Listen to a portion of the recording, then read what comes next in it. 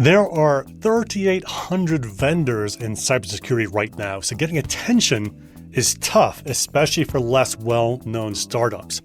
What's especially tough, though, is getting attention from trade publications, news outlets, TV, blogs, and podcasts. But done well, there's a huge opportunity for companies like CyberDonut to get help to rise above the noise, which is why I'm really pleased today to have Leron Kornreich on the podcast. Leron has been a journalist and for the last 10 years has run her own PR company for tech vendors, including many cybersecurity companies. In fact, her company just released a cybersecurity brand pulse report where they analyzed the PR of 6 growth stage companies, including the likes of Wiz, Island, and Cato Networks, to find out what has been working for them. We talk about those learnings and also how they can be applied to an early stage company like CyberDonut. I'm Andrew Monaghan, and this is a Cybersecurity Go-To-Market Podcast where we tackle the question, how can CyberDonut get to $10 million in ARR by the end of 2025? All right, well, Leron, welcome to the podcast. You are the chief strategist and the owner at SI14 Global Communications, which is a PR agency focused on tech, but you do some work with cybersecurity companies as well. Now, one of the things I saw or heard you say was that doing PR in cyber is kind of different to other tech. Why is that? So we've worked over the years with tons of cybersecurity companies. It's one of our main areas of expertise. And we also work with a variety of other kinds of tech companies. And what we've noticed is that it's really, really different because at the end of the day, PR, you are trying to get reporters interested in someone's stories. I mean, there are other areas of PR as well, which we'll discuss later. But the top reason people hire a PR agency is get me media coverage. And the reporters in the cybersecurity sector are not interested in the same things that reporters in other sectors are. So, for instance, most reporters in cybersecurity are not going to write about your product. There used to be more product news, and there still is some, but it's not as much as it used to be. You really need to tell a different story. So, basically, by the way, the cybersecurity trade publications, also many of them don't cover funding news, which is a primary way for a cybersecurity company to get into business press or mainstream tech press. So it's just interesting, and you can't pitch the same story to different, to the different company, the different publications and media outlets in general. You need to customize the story. So basically, for product news, it has to really be legitimately major news. And as you probably know, in cybersecurity, there are so many companies now. Like when we started at the agency, more than 10 years ago, it wasn't as competitive. Now everybody basically sounds the same. It's really hard to get noticed because there's just so much noise. So, product news has to be major. It really has to be something groundbreaking for the most part. Otherwise, you can maybe expect a little bit of coverage, but that's not going to be the primary driver for your PR. Customer stories. I don't need to tell you that it's really hard for cybersecurity companies to get their customers to talk because obviously they don't want people to know what the gaps are and how they're trying to close them and all that. But when you're able to do that, it's really a great way to get media coverage, especially since it's so hard. A little bit later on, we'll be talking about a report that SI14 Global did in the cybersecurity sector. And I'll just give you a little preview that Island was able to nail a Wall Street Journal article because it was able to get Pfizer, one of its customers, to share news. Over the years, we've been able to get customers to talk, but yeah, that's a hard one. And then in cybersecurity, the main areas where you can really make a name for yourself are rapid response to breaking news. And I'm happy to give you examples, and also original reports, analysis, surveys. So you almost have to make your own news sometimes to get coverage.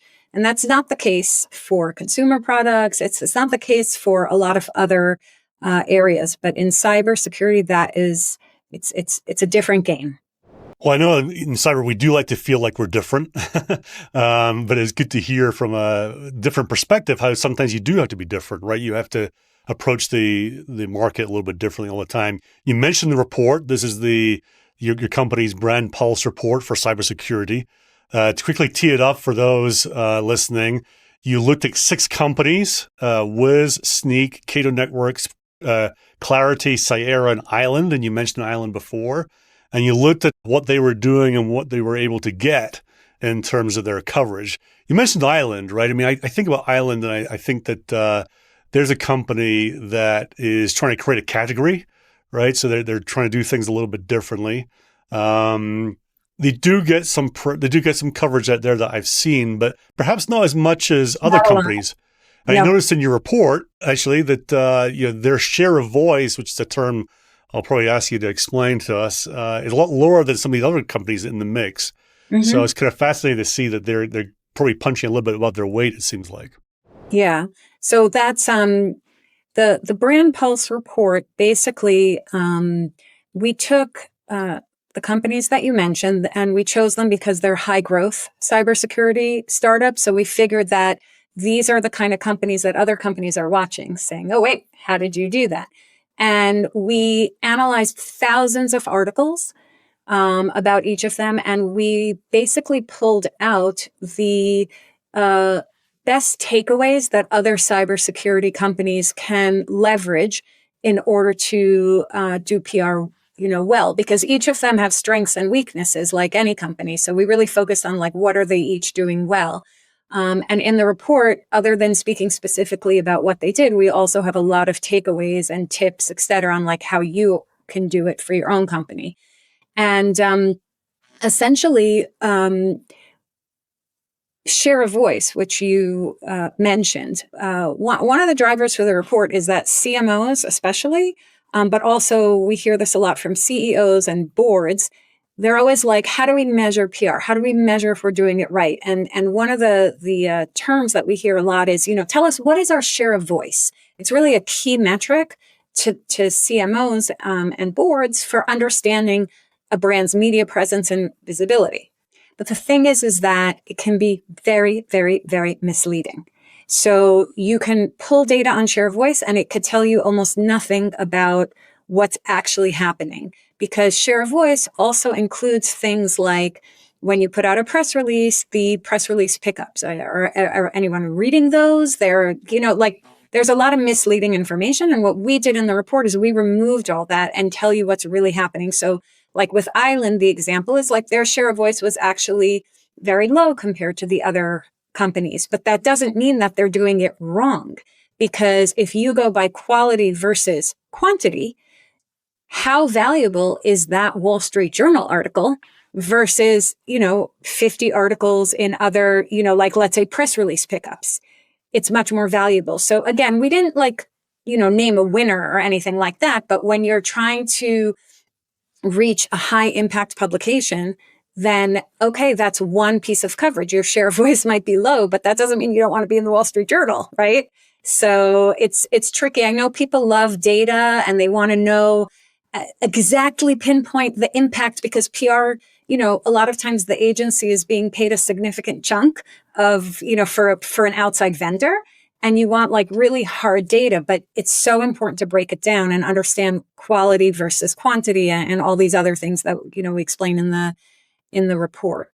Now, if I'm the CMO, am I comparing my share of voice against who I think my competitors are, or am I looking at the overall market to get that number? That's a great, great question. And that's another thing that's tricky of share of voice. It changes hour by hour, day by day. So if you think about share of voice, we usually say when we onboard a new client, one of the first things we do is we kind of do a brand pulse type thing for them. And by the way, for non-clients too, they come to us and just ask us as a standalone, what is our brand pulse, what we call it. And the thing is that you need to sort of create an ecosystem. So you say, okay, who are my competitors? And they could be direct competitors, or they could be people who are making noise in the space, because sometimes you're competing for a budget. So even if it's not, the other cybersecurity company is not doing exactly what you do, if they're close enough that companies are choosing A versus B, they could still be considered a competitor. And you can look at 4 companies, 6 companies, 10 companies, but just remember one thing. The way that share of voice works is there is a finite pie. So it's not, and it's based on what buzz is happening at any given day. So if your competitor seems to have a huge amount of share of voice suddenly, it might be because, for instance, they were just acquired, or they're publicly traded. So they have tons of stock news, but that's not the same as product, company, customer story. Do you know what I mean? So like, you have to really understand what it is you're looking at, and you have to understand that the share of voice changes because the pie is finite. So let's say you suddenly have a big announcement, you might then grab share of voice. So we look at it over time, of course, to try to get, some sort of accurate, but it can also be really misleading because if you don't look at the actual content, which takes a lot of work. I mean, we're talking in this report, we analyzed literally more than 1,000 articles. The thing is like, if you have a situation, for instance, we had a client a few years ago that suddenly we were tracking share of voice every quarter or something. And suddenly one of their competitors like skyrocketed. Well, it turns out they had a cyber attack against them. All the media coverage was negative, but their share of voice was amazing. So, I think anytime that you're trying to measure impact, like it's so important to understand what are you trying to get out of this? Like if you're talking about cyber donut, right? Like, what are the business goals and marketing goals that we're trying to support with PR? And then you could know whether you're meeting them, as opposed to just saying, oh, just tell me my share of voice with no context or anything. The one company that everyone seems to be asking about these days, how do we emulate Wiz, right? Wiz kind of took off. They did all this amazing stuff, and they're valued at $1 gajillion right now, and they're all amazing and all the rest of it, right? And I think every CEO and CRO, CMO is wondering, how can we emulate that? If I look back, though, I mean, they came out of stealth. There was a bit of a, I don't know, rumor mill going that things were going well. I knew some folks that went over there and they were saying, no, this is good. And then suddenly they had that big announcement with fastest company to $100 million in ARR. And it seems like from then things took off, right? And I'm wondering, not every company obviously can sit here and say, well, let's just do the PR around our 100 million ARR milestone. So what else did Wiz do well in your mind that got the snowball going from a PR perspective? So I think, yes, definitely it helps if you can come out of stealth on day one and announce an $100 million Series A, because for a SaaS company, that is a lot. For hardware, sometimes that isn't so much because, hardware, they have more overhead. But I think what's, first of all, interesting is that recently they had announced that, Google's parent company Alphabet was maybe going to acquire them. I actually don't remember off the top of my head if they announced it or if it was like reporters got wind of it. That I don't remember. But either way, it's really just a little side note. It's an interesting story of how just having a rumor or maybe, or an actual report on an actual interest by Alphabet created so much buzz. And then when they rejected the offer, it created even more buzz. So it's interesting because a lot of companies, when there's this kind of thing, like they're very, very quiet about it and they don't understand. Like Wiz is clearly very media savvy. They understood that whether this deal happens or not. I mean, I actually don't know that they understood this. I'm making an assumption because I don't work with them, but I'm assuming that they're savvy enough that they understood that whether or not this goes through, it's going to be amazing PR for them. So sometimes there are things that, are worth spreading the word about, regardless of whether they go through or not. But in terms of takeaways for companies like Cyberdonut and all the actual real companies out there, Wiz that they are widely covered in trade outlets. They utilize their research department to publish vulnerabilities. I think that people really underestimate how important the trade publications are. That's what the practitioners are reading. Like, yes, it is amazing. And I don't want to estimate the importance of being in the New York Times or the Wall Street Journal. But, most of the decision makers in terms of trying your product and buying your product are actually in the industry trades or influential newsletters, et cetera. And so they have really done a great job with their research department of publishing vulnerabilities in the realm of cloud security, and they're breaking news and they're providing commentary on relevant attacks. And I think that is really a great way for cybersecurity companies to get coverage. We've had clients where we were able to get amazing coverage. I'll give you just from a few years ago. We had, for instance, if you remember, the Log4j vulnerability was in the news for a while, for a few news cycles a couple of years ago. So we spoke to one of our clients about basically turning around some really super relevant research that they were doing. And we were able to really quickly pitch it out.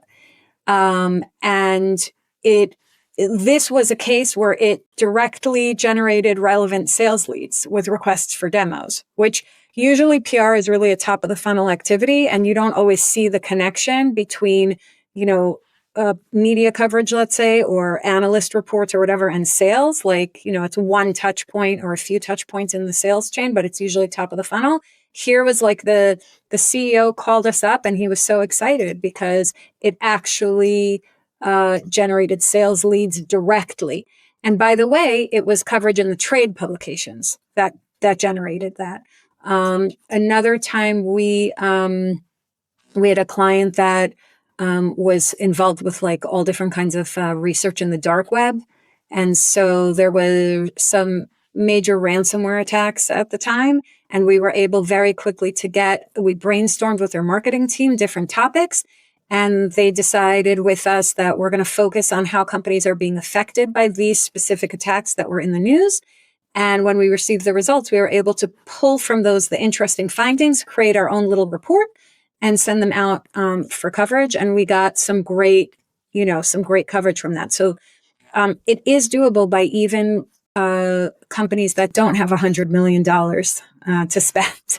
Well, let's talk about Cyberdonut now in conjunction with that, right? I mean, they've got a CEO who's not well known, but he does know the space very well.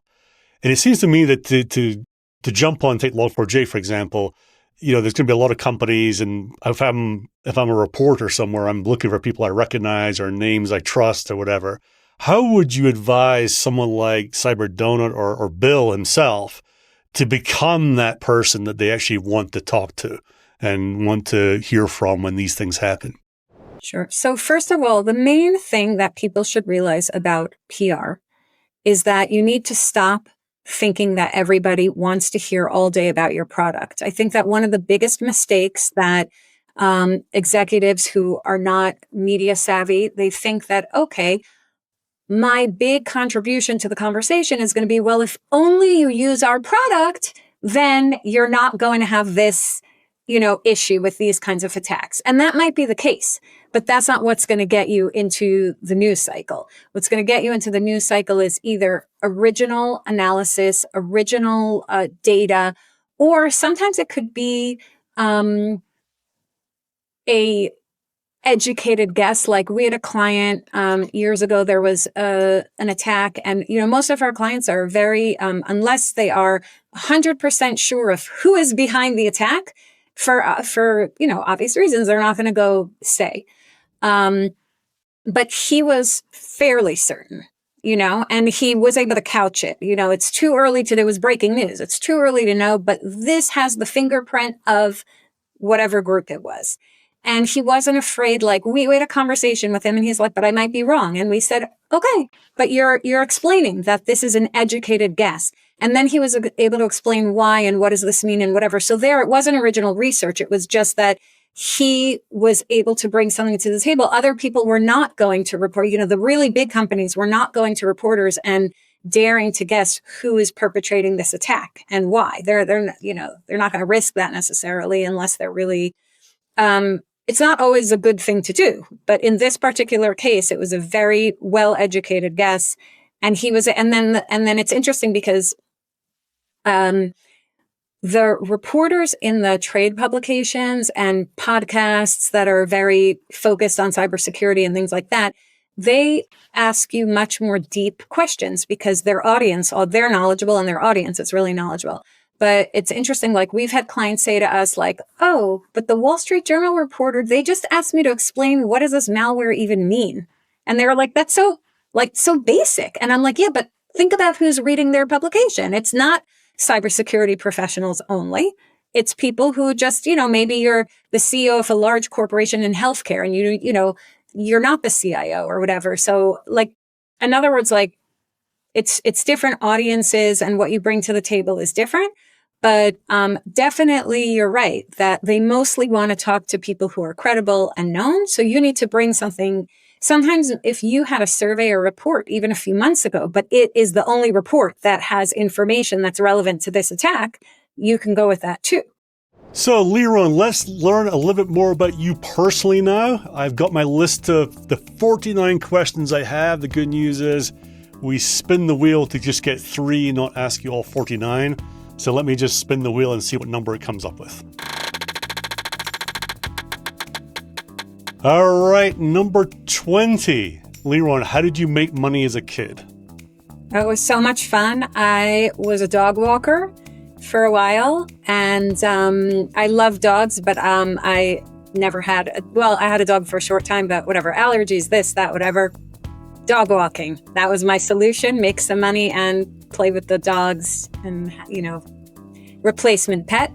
And my dream job was a short stint working at Baskin-Robbins. Still my favorite ice cream. Is it? Now, going back to dog walking, though, were you one of these people that had like one at a time, or do you have 8 dogs on a leash? And I was like in 7th or 8th grade. I had one dog at a time. Awesome. Well, let's spin the wheel again. All right, number 29. What's an embarrassing or memorable moment in your work life that you want to share with us? Sure. So one of the most memorable moments for us at my agency was we've been working for more than 7 years with a robotics company. They have a robot for older adults, actually. And we've gone to CES with them a few times. And one year we went with them and there were like a lot of reporters super interested in the robot, meeting the robot, talking to the robot, whatever. We got so much media coverage, TV, everything. And we even got onto Stephen Colbert. And in the show, he totally made a huge amounts of jokes and whatever that were hilarious. And it basically crashed their website. It was insane. It was really fun. That must be a dream scenario as a PR strategist when the website for inbound gets crashed. Exactly. Now, what did the robot do, though, that was so amazing about it? At the time, it was a really new concept. Now it's been in the market for a few years, but the reporters had, quote unquote, never met a robot like this. And it was just we had already thought of a concept with the founder of funny questions and answers. It was personable. So the reporters just loved it. And it was just great. I mean, so much work goes into CES. I know this program is more for cybersecurity, so it's not really CES, but you're working for months before. So to have such a massive success, and also Stephen Colbert, you don't normally get your clients on Stephen Colbert because it's a comedy show, right? Yeah. So to be on that for a consumer product like this and have it actually, even though he made fun of it, but not in a mean way, not, like you have to be able to laugh. The jokes were hilarious. So it was great. All right, let's spin the wheel again. All right, question number 7. What is the story behind you getting your first client in cybersecurity? So when I first opened my own agency about 11, 12 years ago now, I had initially thought maybe, like I was debating agency, working in-house somewhere, and I was interviewing for a while to work in-house at different companies and like run their like a corporation's PR. And I had actually several interviews with one particular person at one company, and he kept calling me back and telling me like how amazing and it would be set, but then he didn't hire me. And I thought it was really, really bizarre. I was like, why would you keep calling me back and telling me I'm like a great fit and then not hiring me? But what I didn't know, I found out a few weeks later that he had taken a job as a CEO for a startup. So he wasn't able to say that. And then I got a phone call once he was able to disclose. And he said, the reason I didn't hire you for that is because I want you to work with us on this company. And I started working for them on my own, and then I started growing a team around it. And I worked with him at his next company as well. And the CMO that he hired, I still work with to this day. I've worked with that CMO on like 6 different companies already. So it was also a great way to kickstart an agency. And it was just like the dream client in an amazing sector that was growing, and it was just great. And we're still have, professional relationships to this day, which is the best kind of client, as one you click with, you work together amazing, and then you keep working together for years. And how much does personality play in this? Like if you're trying to get the coverage? I think that to me, it's not just about the personality of the executive. It's also what I call the company personality. I've been in this business a long time, and I was a reporter for many years before. The vast majority of executives and companies are not what I would call like a daring personality. Okay. And there are a lot of reasons for that. There's legitimate business reasons to not want to rock the boat. But when it comes to establishing your name as a thought leader in the space, if you're not either rocking the boat or bringing something, really spectacular, or being so dynamic, like, we're talking about PR, we're mostly focusing on media coverage, but PR is also speaking at events and winning prestigious awards and writing opinion pieces, or working with your PR agency to write them, because not everyone's a great writer. So sometimes you need some help. These days, of course, podcasts and influential newsletters and all that. So if your personality is not so exciting, you're probably not going to get called to speak. And if you do, they're probably not going to call you back again. So also, I would recommend, first of all, set ego aside. I think with small startups, there is a small staff usually at the beginning. And, maybe only one person is the spokesperson. Start training other people. And also, if you're the founder and you're not amazing at media, get training. Don't think that you're better at it than you are. Like, open your ears when you're getting feedback from a communications professional. Look, some PR agencies and general marketers they're not going to tell like the boss, yikes, you're not great at this. But, well, I do, because I feel like that is my job. My job is to make you look the best you can be. And so if I see that you're not as dynamic as you should be, then it's my responsibility to work with you. And if you're never going to be dynamic, to then say, okay, why don't you focus on written, you'll be the quote in the press release, and all that. So you'll get your fair share of credit, but maybe this other person should go on stage, that kind of thing. So I do think that you need to be honest with yourself about where like your strengths are and focus on those and let other people at the company, work on speaking or talking to reporters. By the way, one other thing that I will say is that in a media interview, not so much on TV, but basically like if it's going to be a write-up, like an article, you can have more than one person, like maybe you bring in the CTO because he or she is really good at explaining the product and they get very excited. Do you know what I mean? Like there are ways around it.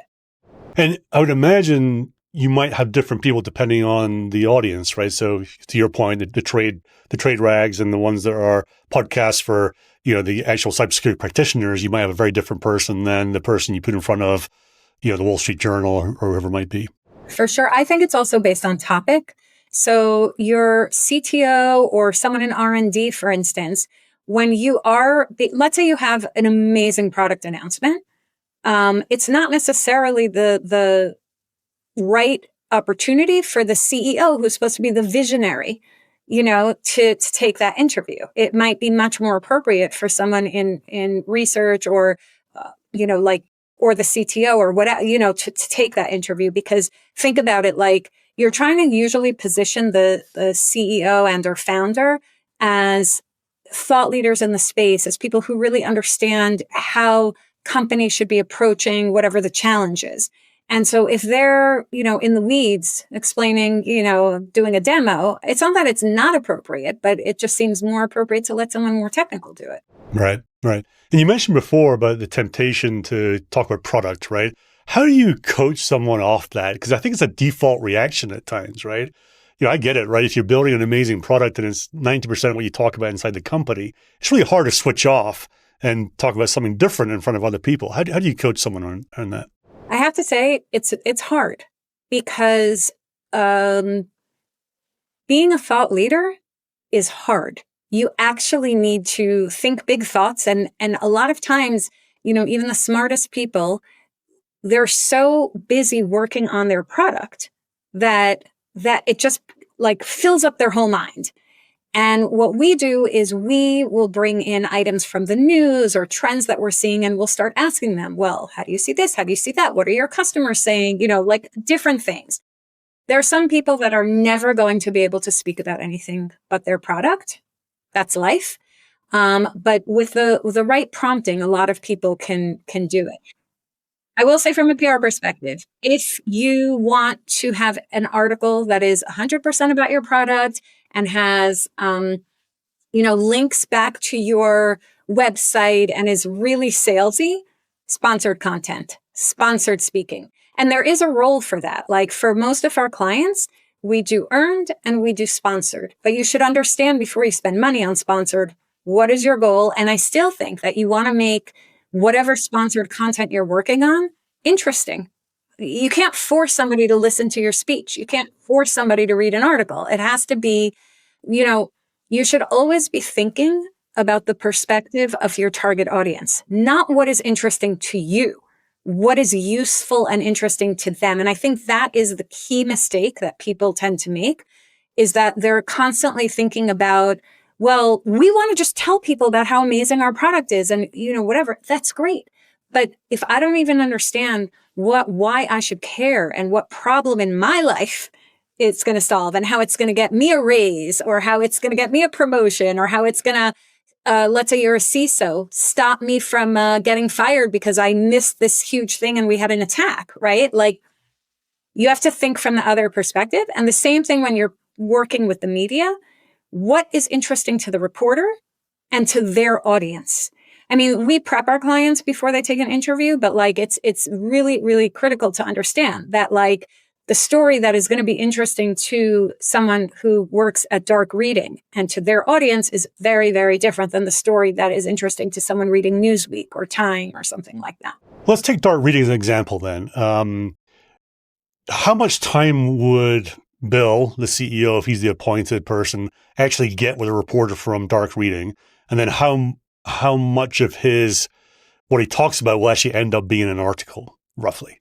So in dark reading, I'll give you a few examples. So first of all, if there's breaking news, then, and you didn't break it, right? Like there's like an attack, but it's not that you report it, that you found it. You're just providing commentary and we're able to get commentary. Then usually it's like a quote, maybe a few extra sentences, right? By the way, some people are, I think, mistaken that the only valuable article or podcast or TV interview or whatever is if you're the headline. And I don't think that is accurate at all. If you think about your own media consumption, are you more interested in reading about a random company, or are you more interested in reading about how to overcome a challenge in cybersecurity for your company and then hear from 4 different experts? Do you know what I'm saying? Like those articles are probably going to be read more. I'm not saying there's no value, obviously, in also having articles just about you. But even if it's a sentence, it's building brand awareness. It's establishing, and getting yourself in front of audiences that normally you might not be able to get in front of. So there's the opportunity to comment, which might be like a shorter mention. There is original, like if you have a report, a survey, or you found something, like we've had clients where they say like, we found a vulnerability. So then the whole article might be based on your findings and you'll be all over it. You might even be in the headline or the subhead, whatever. And then there's also like dark reading, there's contributed content, there's sponsored content, so in contributed content, usually the mention is in your byline. So, it would be like Bill, CEO of Cyberdonut with a link to Cyberdonut.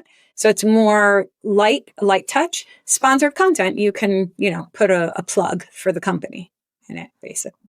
So we've talked about Cyberdonut potentially doing their own research, right? So the space that they're in, let's figure out some angles that would be interesting. Let's go do some research.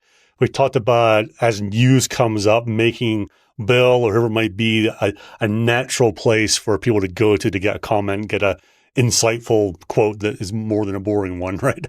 And then we talked about going and getting engagements where they go, Bill goes speaks at a conference or something like that, right? What else can we learn from these 6 companies that the Cyberdonut should be doing as a Series A company, right? They don't have a whole ton of money. They don't have a whole ton of people. So they got to use their money and resources wisely. Yeah.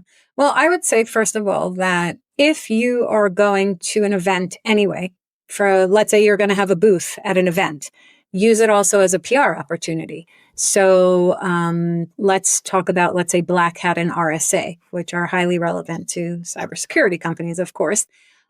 So first of all, you need to plan ahead because, of course, if you want to apply for a speaking slot or an award, you have to do it months in advance. For Black Hat, if you want a speaking slot, if you want a shot at one, you generally need to unveil original research on stage. That's not the only criteria, but if you look at who's speaking, it's usually they're revealing new research, sharing. It's an audience of like serious professionals. Like you need to impress them, right? It's not going to be about your product. So you need to be thinking about that in advance. If you're already spending so much money to go to this event, to have a booth, to whatever, how else can you use it, right? So the other thing is that I don't know if people realize that if you are a sponsor at a lot of these events, you can ask for a media list. And so your whoever is doing your PR, like for our clients, will get the media list, and then we will be thinking way in advance.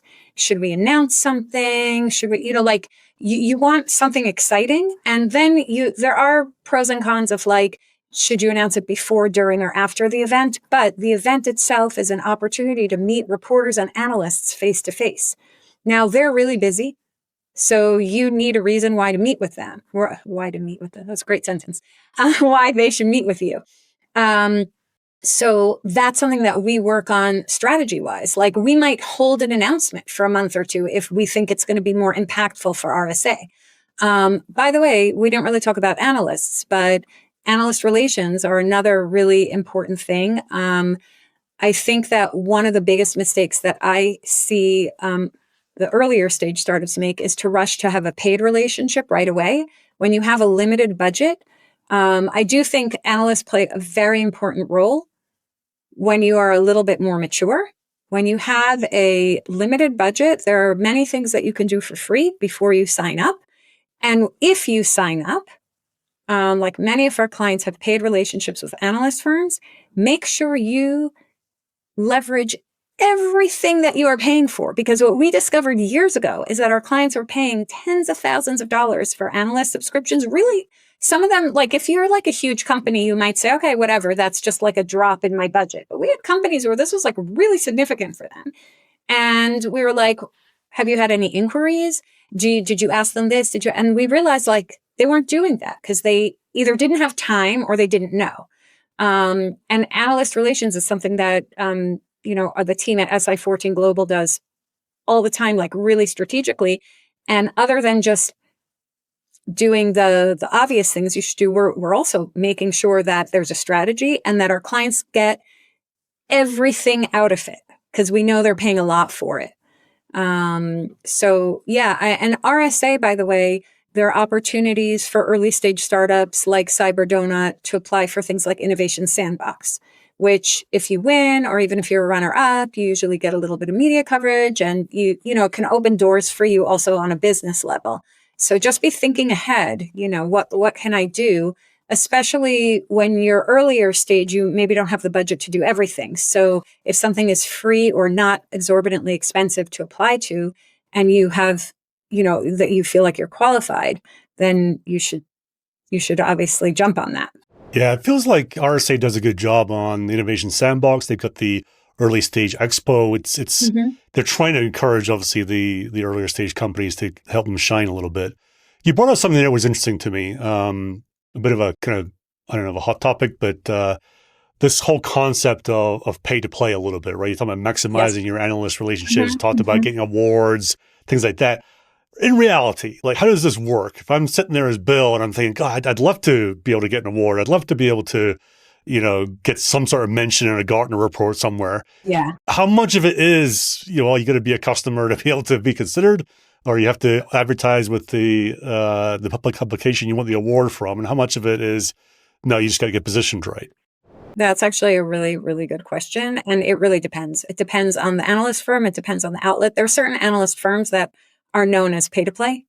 And I don't know if your potential customers know that they're pay to play. So if they don't, same thing with awards, like earlier stage companies, when they don't have like customer stories and it's harder for them to win serious awards because they can't show yet that they've delivered on a promise of anything. So sometimes it's just, you just need some logos on your website and a pay to play is fine. For us, once a company is a certain maturity level, we recommend heavily to avoid the pay to play because we think that, you should be, if you're as good as you're telling us, then you should be able to win some legit awards. So we flag for our clients, like this is, it's a pay to play versus no, this is like really a big deal if you win it. But I think in terms of also with analyst firms, one of the things that I think that, people who don't have a lot of experience with analyst relations, a mistake they make, they think that, for instance, if I just pay for a Gartner subscription, I'm going to be in the Magic Quadrant. So first of all, let's understand that with the Magic Quadrant, there's a certain revenue minimum that you have to show. So if you're really early stage, you're not going to meet that probably, and so you're not even going to qualify. So you're going to pay all this money. Second of all, there's no guarantee that even if you are, have a huge subscription with them, that you're going to make it. Or if you're in the Magic Quadrant, that you're going to be in the quadrant that's any good. And that's just why I know people are very, the Magic Quadrant is very important. That's why I brought it up. But same thing with other analyst firms. Like there are ones that it's totally a real competition, whether you're a client or not. If like with analyst firms, you can brief them even if you're not a client. They don't have to accept your briefing, but if you have an interesting technology, we find that they'll accept a briefing. And if you really wow them, they might even want a follow-up. Like if you're not so interesting and you don't, knock their socks off, then if you're not paid, don't call me back. But we've had a lot of clients that before they signed on for any commitment with an analyst firm, they were able to, we were able to help them secure briefings, and they really had something amazing. And, so again, like you mentioned, cool vendor. It's also, we've had clients that are Gartner customers that did not get cool vendor, and they were so upset. How could it be? I paid, and we explained to them, it doesn't work that way. And we have clients that were not paying customers, and they knocked the analyst socks off, and they were cool vendors. So I can't say that there's no analyst firms that if, it doesn't help, if you are, but it's 100% not a guarantee. By the way, one thing that CyberDonut and other companies can do that we've done with our clients, if they can't afford a full subscription with a firm, or if they just don't want it, to do it. I'm not talking about Gartner because they don't really do this, but there are many firms that you can, let's say you're anyway going to do a webinar. Do a sponsored webinar with an analyst. If you're anyway going to do a research report, why not have a co-author that's an analyst? Like we've done that. It's not always the right thing to do, but a lot of times it is. And it's a way to get to know the analyst. They are getting paid for their time, so it's like a foot in the door, but you don't necessarily have to pay for the full annual subscription. And sometimes that could be even more effective for meeting your sales and business goals. So you get the foot in the door, and also you get the cachet of an analyst on your webinar, not just your own employees saying how great your stuff is, right? Yes. And remember also that while, yes, there's like the marquee brands like Gartner, there are certain even individual analysts that are really well known and highly regarded. And if you bring them on to do a report with you or a webinar, people in the space know who they are. So it's just, everything should align with your business and marketing goals. Every time that you decide to do something, it should be like, why am I doing this? And then that will guide how to do it and who to do it with. So we're reaching the end of time here, Leron. One of my big takeaways from this is the importance of being or having something unique and interesting beyond your product or your company, right? Because I think if I look through doing the research, getting on the news cycle, having something interesting about the person or the company, things that you're talking about, that seems to be a big, big part of it, being able to draw that out so that someone who hasn't heard of you before might actually want to take the interview and use your quotes, et cetera, right? Yeah. And actually, one of the most important things, which we didn't get to, so I'll make sure we squeeze it in here, is that, why PR in the first place? You might say, well, CyberDonut has a limited budget. And why? One of the issues that you had mentioned in previous podcasts is that they don't necessarily have brand recognition, credibility, validation. Now, how much more credible is media coverage, which is third-party sources, analysts, awards, event, those are third-party credibility assets, right? As opposed to, I'm not saying that it's not super important to also have an amazing blog and to have a great, your website be beautiful and all that. But in terms of building a brand, growing brand awareness, and having credibility, that is where PR comes in. So that's, to me, the why. Why do it in the first place? Leron, with that, we'll wrap this up. Great point to finish off with. If someone wants to get hold of you or get the report, what's the best way to get hold of you? So the best way to get hold of me and also the report, and also lots of other really relevant tips and et cetera, is at our website, SI14global.com. SI14, like silicon on the periodic table. So SI14global.com. And you can reach me. You can write a note to me directly through our general contact page and just, mention that you heard of me through this podcast. So I know, who you are. You could get a copy of the report, and there's lots of other valuable information there. So, and good luck to everybody on their PR journey.